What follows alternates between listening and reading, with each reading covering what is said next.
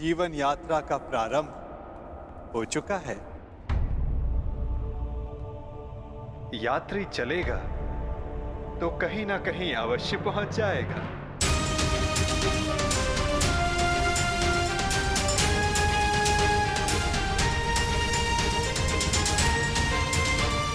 मुझे नहीं ज्ञात कि मेरा लक्ष्य क्या है, नहीं ज्ञात कि मैं संसार में क्यों आई हूं,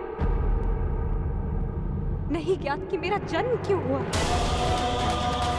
जिस यात्री को अपना लक्ष्य ही ना ज्ञात हो, वो कहां पहुंचेगा? क्या आपने आज तक किसी को मेरी अवस्था में देखा है? हाँ, प्रत्येक को देखा है। जीवन धारा के प्रवाह में प्रत्येक के समक्ष ऐसी परिस्थिति आती ही है।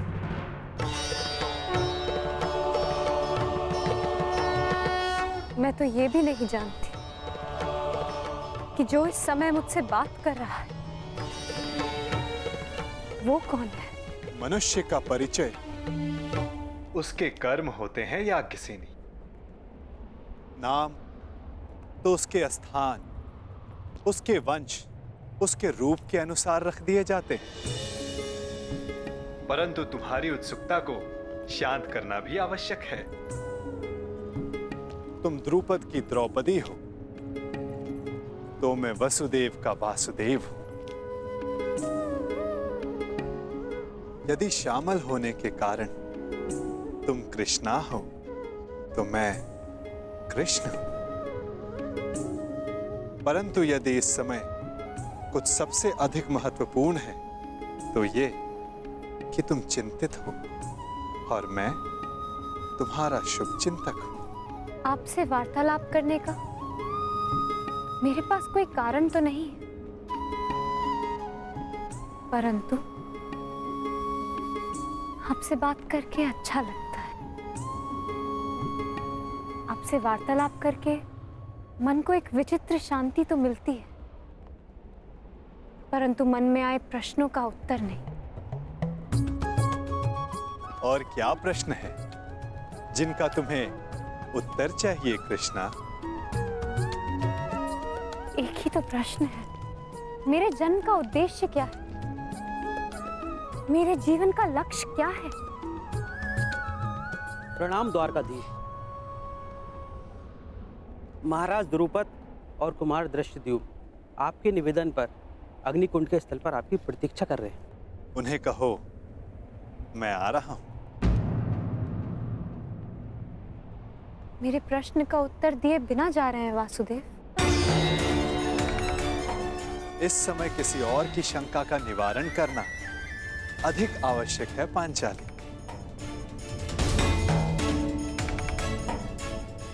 हो सकता है कि उस समाधान में तुम्हारे प्रश्नों का उत्तर भी तुम्हें मिल जाए।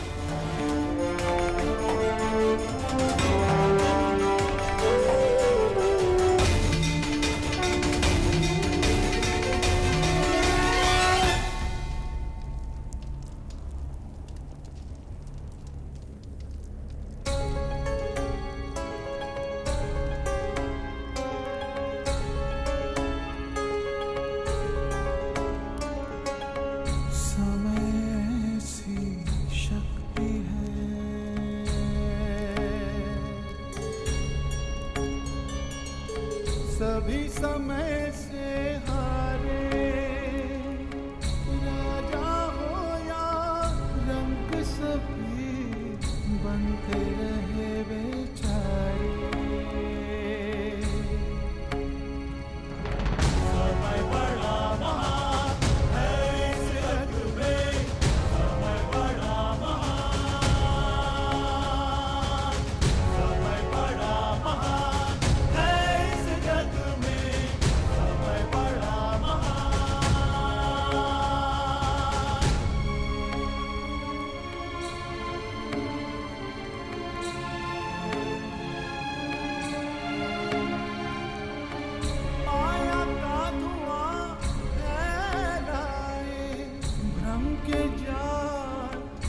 छाए, मन में घृणा द्वेष भरे, फिर अपनों को लड़वाए।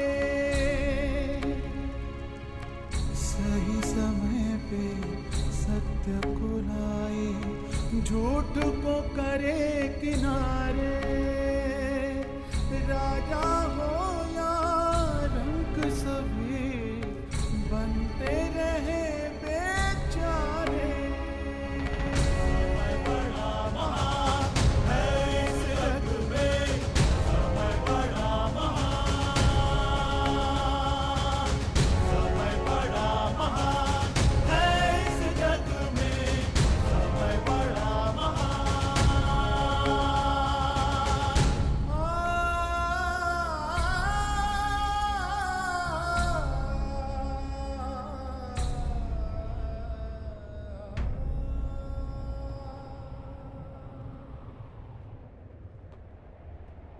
मैं अपने प्रतिशोध के लिए प्रयाण कर रहा हूं। ऐसे में आपने हमें यहां क्यों बुलवाया? एक परीक्षण के लिए, एक प्रयोग के लिए।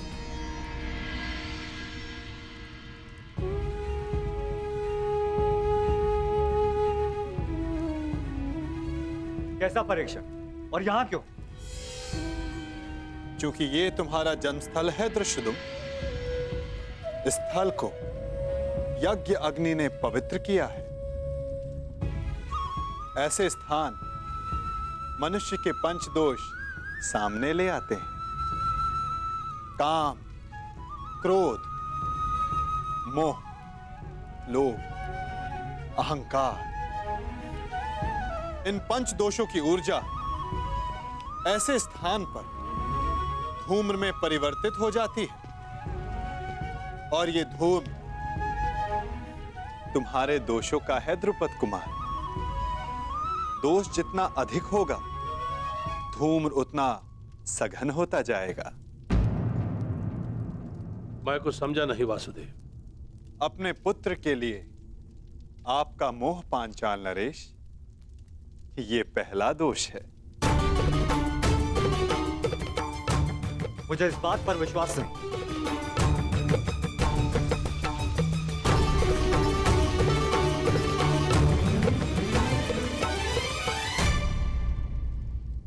धूम्र बढ़ गया ना, चूंकि दूसरा दोष समक्ष आ गया, मद। इन सब बातों का मंतव्य क्या है वासुदेव? क्या आप हमें हस्तिनापुर पर आक्रमण करने से रोकना चाहते हैं? नहीं, इसके विपरीत मैं तो इस आक्रमण में आपका साथ देना चाहता हूं पांचाल नरेश।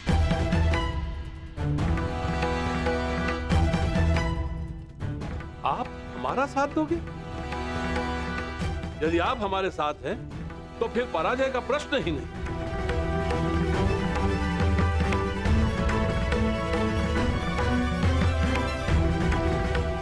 लोभ, तीसरा दोष। परंतु मैंने जो कहा, मेरा मंतव्य वही है पांचाल नरेश। मैं इस आक्रमण में आपके साथ रहूंगा, परंतु उससे पूर्व दृश्यदुम को मुझ पर एक प्रहार करना होगा।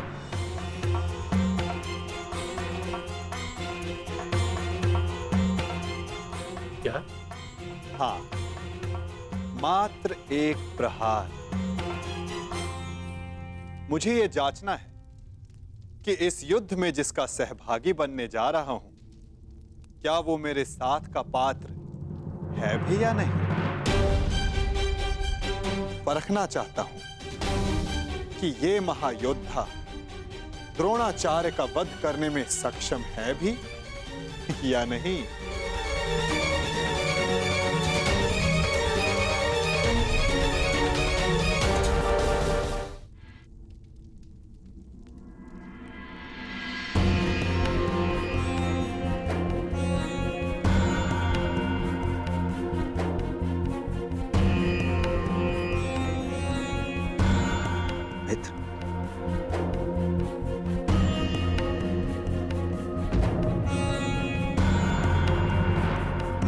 माता कुंती के अंतिम संस्कार में मुझे सम्मिलित होने दिया, उसके लिए धन्यवाद। धन्यवाद कैसा कर्ण? मैं जानता हूं माता कुंती के साथ में तुम्हारा विशेष स्नेह था। और एक बात, तुम मेरे लिए मेरे भ्राता से कम नहीं हो मित्र। कल मेरे जीवन का सबसे बड़ा स्वप्न पूर्ण होने जा रहा है। कल मेरा युवराज अभिषेक है मित्र, और यही तो तुम्हारा भी स्वप्न था ना। कर्ण, मैं जानता हूं तुम्हें लगता होगा कि जिस मार्ग पर चलकर मैंने ये मुकुट प्राप्त किया है वो उचित नहीं है। परंतु यदि मैं आ जाऊंगा, तुम्हारे अभिषेक के लिए मैं प्रस्तुत रहूंगा।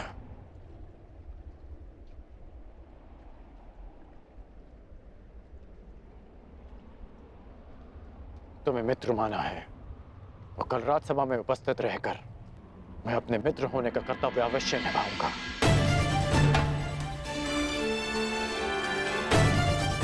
मैं जानता था मेरा ये मित्र मुझे कभी निराश नहीं करेगा।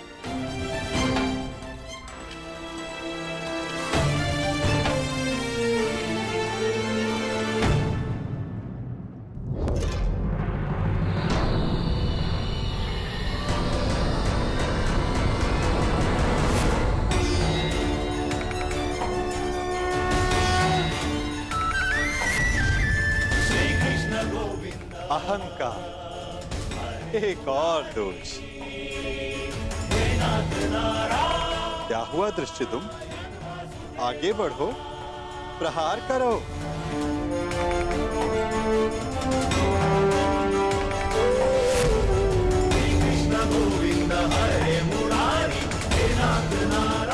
क्रोध अंतिम दोष।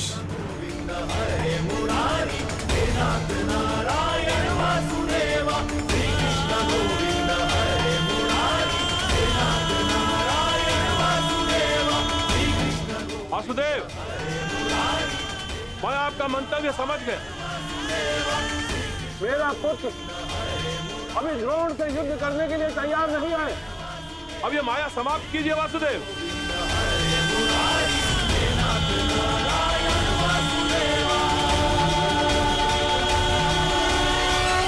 माया का बाण छूट चुका है पांचाल नरेश। जब तक सारे लक्ष्य भेद नहीं देता, रुक कैसे सकता है? अब कौन सा लक्ष्य शेष है?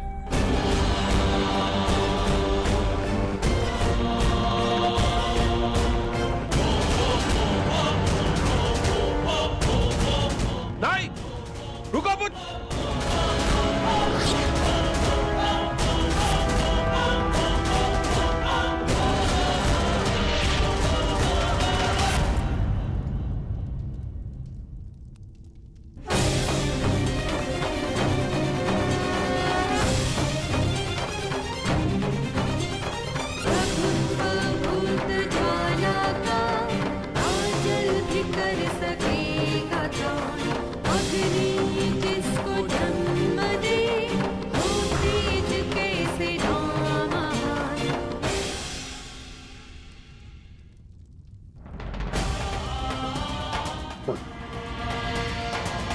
तुमने मेरे प्राणों की रक्षा की।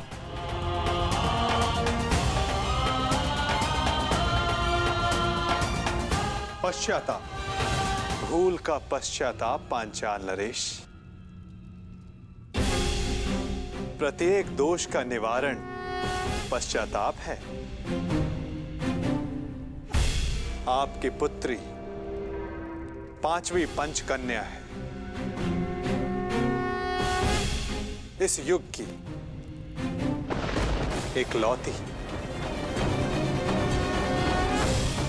पहली चार त्रेता युग में आई।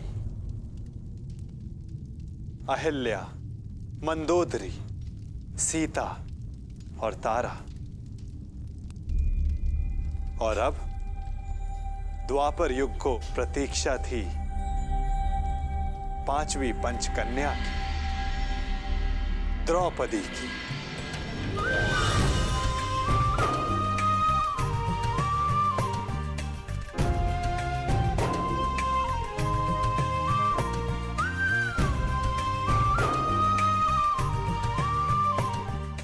अब तुम्हारे प्रश्नों का उत्तर देने का समय आ गया है पांचाली। मनुष्य के जीवन का लक्ष्य और प्रयोजन भिन्न होते हैं। अर्जुन से विवाह तुम्हारे पिता का प्रयोजन था। तुम्हारे जीवन का लक्ष्य बहुत ऊंचा, बहुत आगे है द्रौपदी। एक बार मेरी दृष्टि से अपने आप को देखो, अपने लक्ष्य को देखो। आपकी दृष्टि में मेरे जीवन का लक्ष्य क्या है वासुदेव? परिवर्तन। केवल एक मनुष्य के जीवन का परिवर्तन नहीं, समस्त संसार के जीवन में। इतिहास की धारा को परिवर्तित करना है तुम्हें। पातक नाश, तुम्हें पापों का नाश करना है।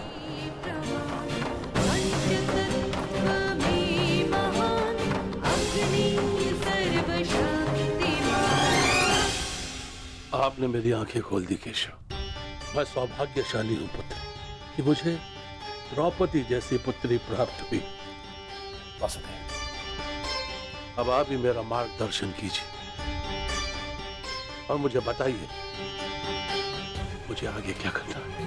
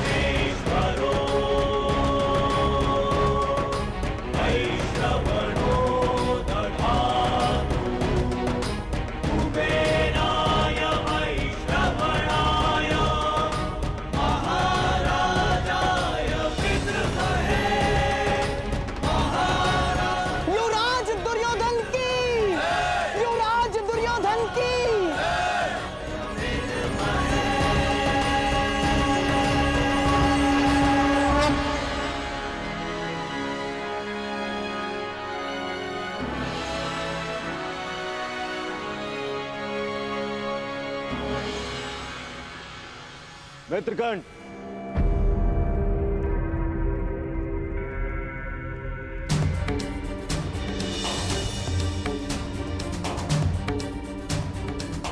आज मैं बहुत प्रसन्न हूं मित्र, क्योंकि आज मेरा सबसे प्रिय मित्र मेरे अभिषेक में मेरे साथ उपस्थित था।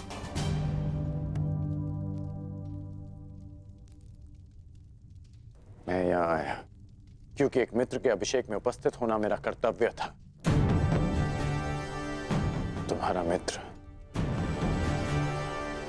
तुम्हें युवराज बने देखना चाहता था और उसकी अभिलाषा पूरी हुई, और हमारे साथ की अवधि भी। मैं सदा के लिए तुम्हारा साथ छोड़कर जा रहा हूं।